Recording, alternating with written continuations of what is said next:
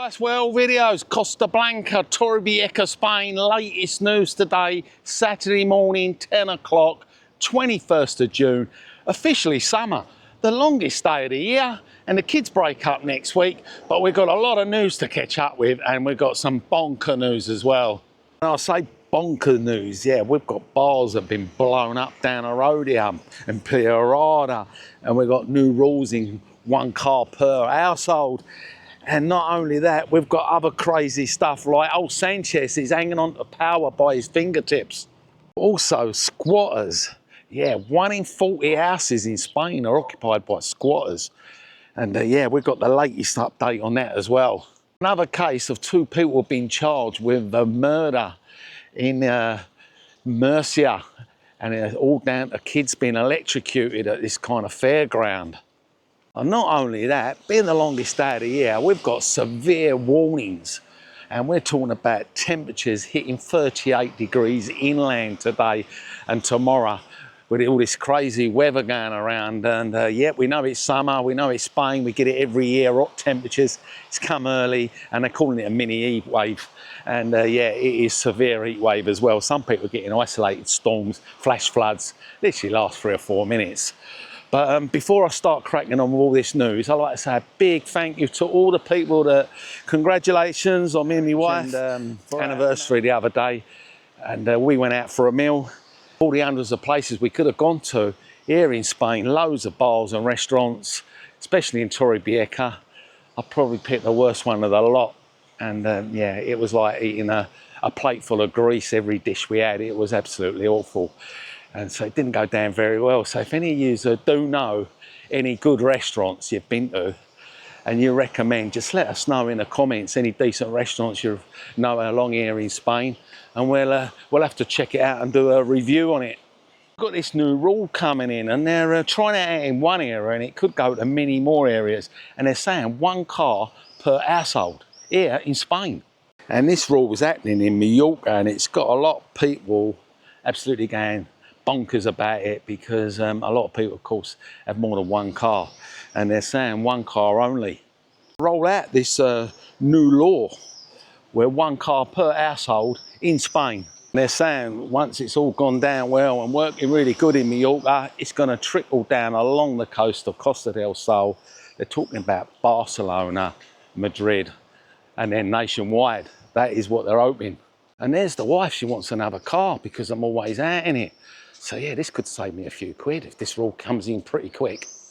And it's this Spanish traffic chief who says, like, he's trying to add a fire to the fuel here, or fuel to the fire, whatever way you want to look at it. But he's saying like 85% of the cars in these big cities, they're actually only 1 person in the car.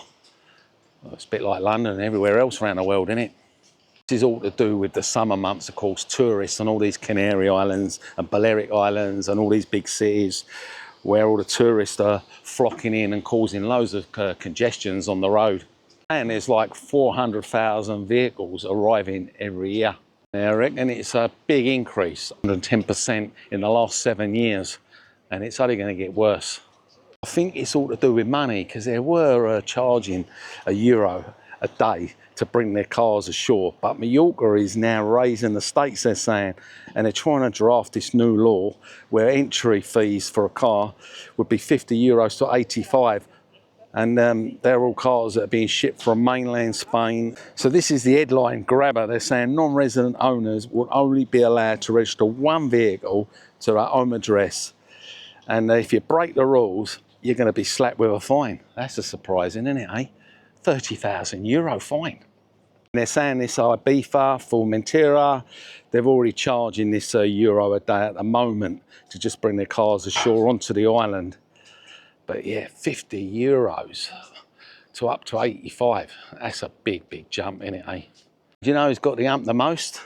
That's all the rental companies in Spain. They're absolutely fuming about this rule.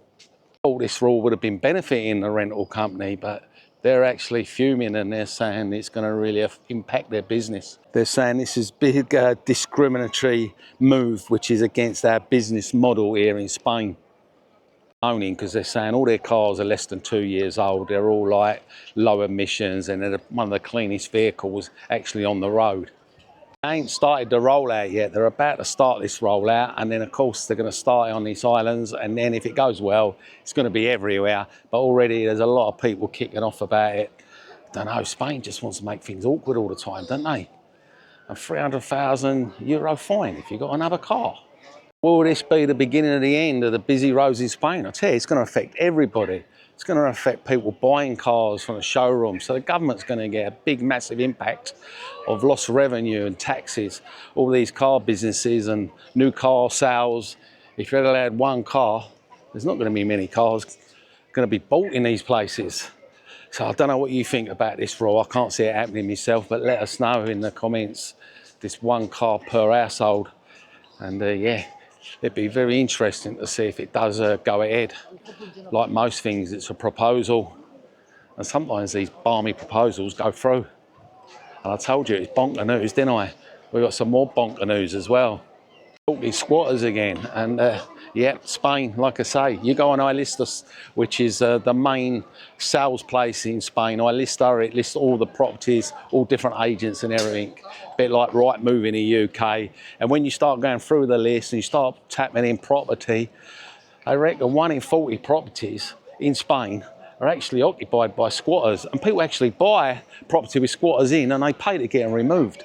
20,000 of the listings actually on iLista are occupied by squatters, and this was a survey which they actually done just last year. 2.6 of the homes are actually listed, so they're saying that 2 out of every 100 homes in Barcelona, and that's a list of 720 odd squatter homes, were occupied, and Madrid was 644.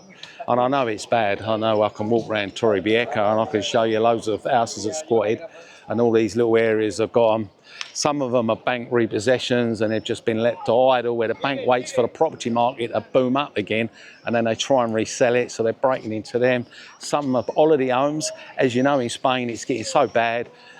They're just companies here, insurance company, car insurance company, banks, they're all offering squatters insurance because that's how bad the problem is. And they're moaning about people, tourists, go home and all this tourist baloney. They need to get these squatter rules sorted out, and then people might want to rent to these long-termers. But it is absolutely mental. I'll tell you how bad it is, because there's a property that's just been occupied, this beautiful place in Valencia. It's a 350 grand property, and they've just gone in there and squatted. It's a lovely 3-bedroom, of course they're loving it, isn't they? Beautiful building, 118 square meters, got a lift as well. Luxury, I mean, nice, live for free in Valencia, one of these top buildings. And they just go in there and squat, come down, they've got everything on their doorstep, the cafes, the tapas bars, you name it, it's got it. All free. When you see these properties on our iLista that are squatter occupied and you want to buy it and try and get them out, you won't get mortgages on them either, so it's all done cash deals. And obviously get a good bargain on them as well, so they're really below market value, but then you could spend like thousands on court cases and everything. Of course, when you get into the properties, most of the time they're just vandalised there. You just have to replace everything in the property. Take a look at this property, yeah, a 1934 beautiful building. Living a life of luxury.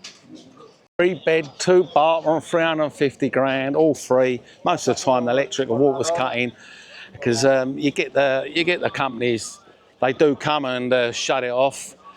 But by the time they've come and done it, these people manage to reconnect somehow. That's the usual problem here in Spain. So if you have got a second home, it's probably advisable, you know, unless you've got good neighbours next door to it all year round and keeping an eye on it, is to get this squatter's insurance. If it's left empty, of course, if you live in here, you ain't got much problems. Hence why a lot of people do rent their properties short term or not long term, which the Spain are not happy with, because these properties sitting idle for months. But if they actually address the problem, we probably won't be having squatters. Just kick them out. I mean, you burgle an house, you call the police, they will get banged up robbing your house. They just hang around here for a few days and claim to be squatters and then leave. It's absolutely bonkers. But yeah, we had a bit of other news as well. Bar exploded just down the road in Lopagan. We've done a video of it. Beautiful beach, Pillarada. Yeah, it is absolutely gorgeous. And right down the far end, they have a weekly market. And in the middle of the market, this bar just blew up. Yeah, everything just exploded and glass everywhere. And yeah, a few people got injured. A few got taken to hospital as well. This was in the area of San Pedro del Pinatar, Murcia. And they ran a real powerful explosion. It was like 12 o'clock in the afternoon. Like I say, busy market. I reckon it was such a loud explosion, it was like a deafening boom. I don't think they actually know what happened and why it exploded. A lot of people were saying it was like a massive earthquake. The whole ground shook and everything. Wow, you wouldn't expect that to be happening in a bar. Must have had a load of gas bottles or something. God knows what it was, or a gas leak. But yeah, this was in the market. These are the pictures, absolutely awful. Some were even comparing it into like a sonic boom. That's how loud it was. People were actually injured and yeah, minor cuts and things. And there were a few that were taken to hospital as well. Thank goodness no one got killed. The bar itself wasn't even open, it was actually closed. But yeah, the injuries were all different ages actually, from like teenager age all the way up to the elderly age of 80 odd. So all different ages got affected. So yeah, it all goes on here in Spain, doesn't it, eh?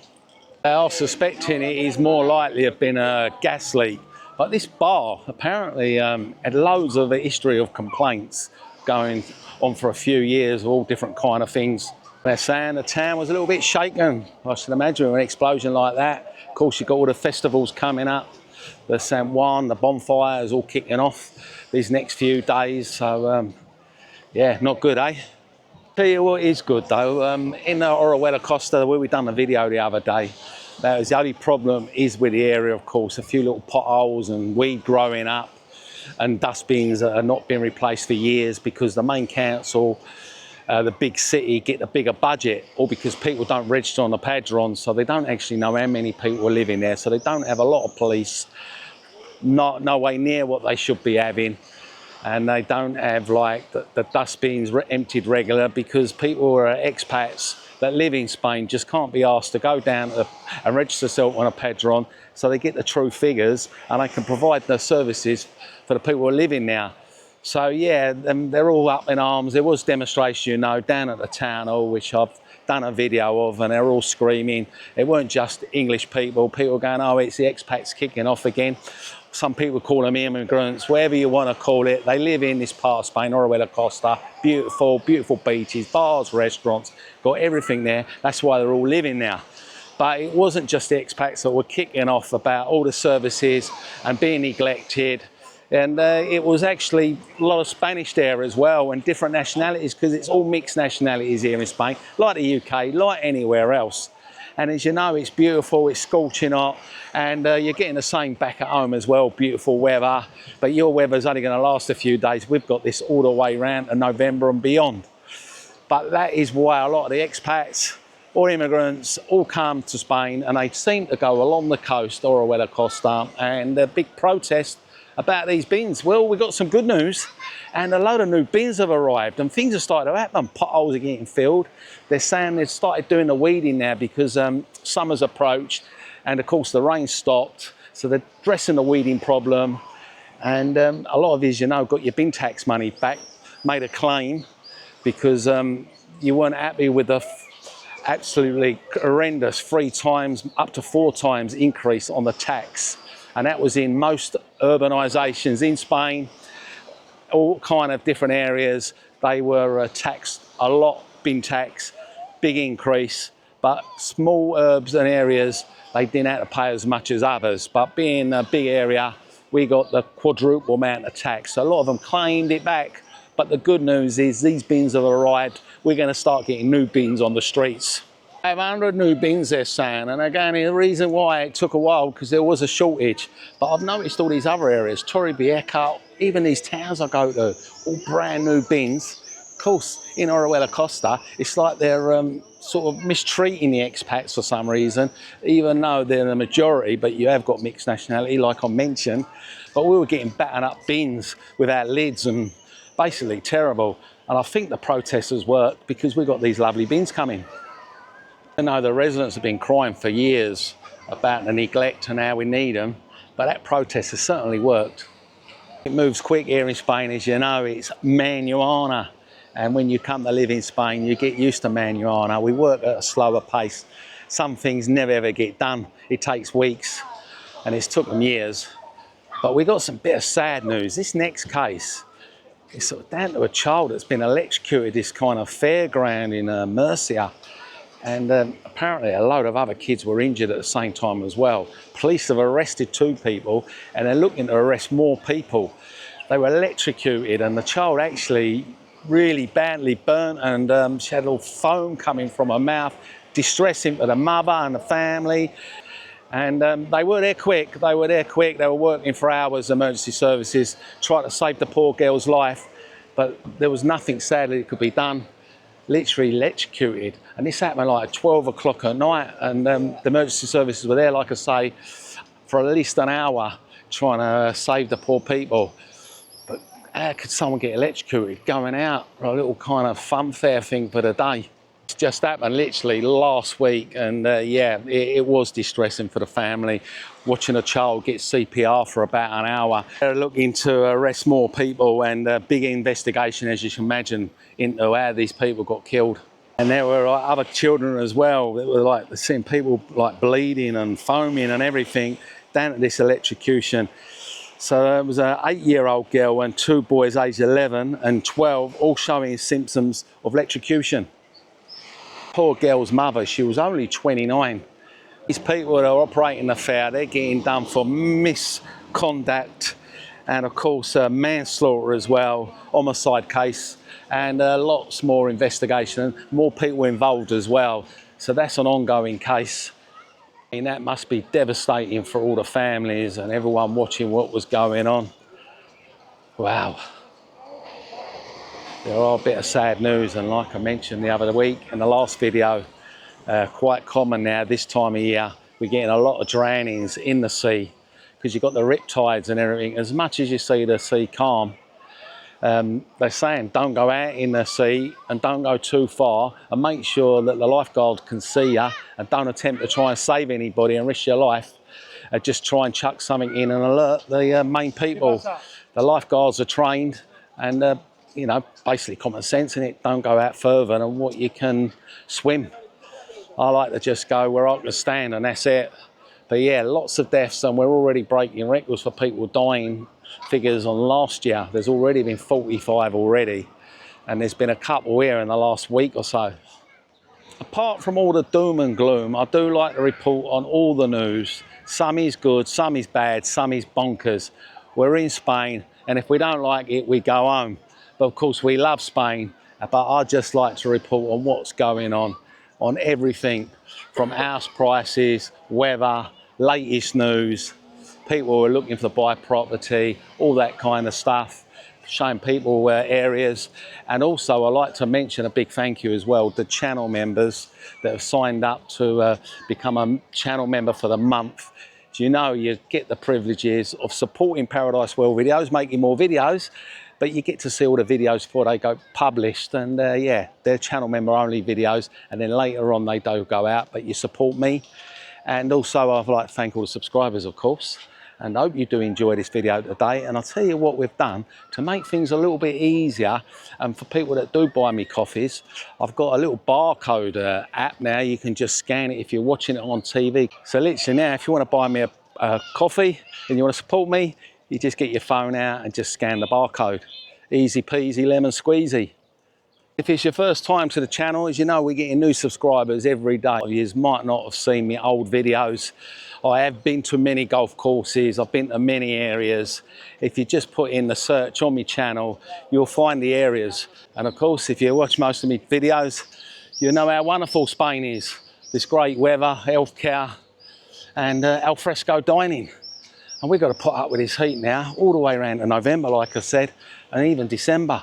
We'll be having Christmas on the beach. Yep, Lozinha Beach Christmas. And this year I'm here, and I'll be down on Lozinha Beach showing you how they celebrate Christmas in Spain. And I've heard a few people say it's going to be a little bit quiet. Well, it was only a few weeks ago. It was like Easter.